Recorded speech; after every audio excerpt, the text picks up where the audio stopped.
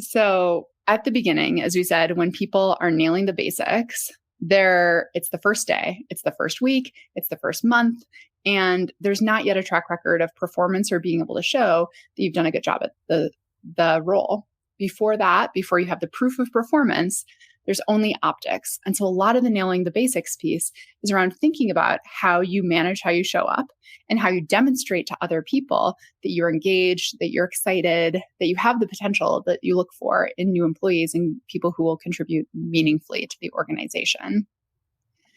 As you think about managing that and nailing the basics, you'll see the detail now of what's actually here behind those 4 sections. First, showing up and starting strong.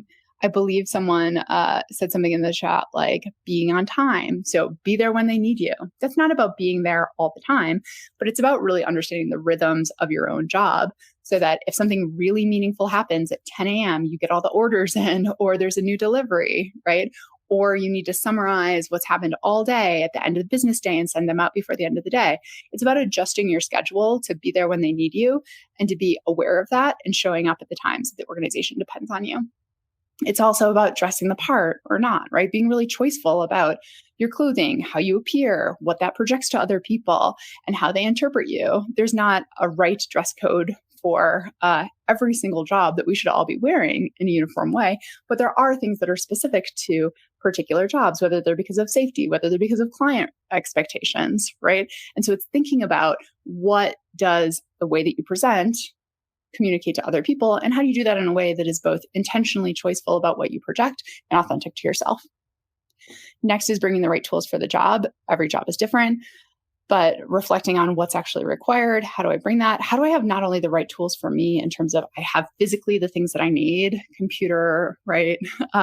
Paper and pen to show that I'm taking notes and engaged, but also so that I have the right tools for other people in terms of like, I brought the projector, or I realized what preparation was needed and I did that preparation in advance. And so the tools for the job that I needed were insights or analysis or background reading, whatever it might be. Look like you care because you do. There's so many pieces of body language that both managers consciously and unconsciously judge the people who we have on our teams very quickly because they're leaning in, engaged, taking notes, nodding, noticing what's going on. This whole section is about managing your body language so that you can actually demonstrate that you are projecting as the type of employee you want to be seen to be. And then lastly, someone did put this in chat of following basic instructions, paying attention, following instructions, hitting early deadlines, doing the things that you're asked to do in a meaningful, easy way, whether that's the first day HR forms, and onboarding or something else. Just really paying attention and doing what you're asked to do.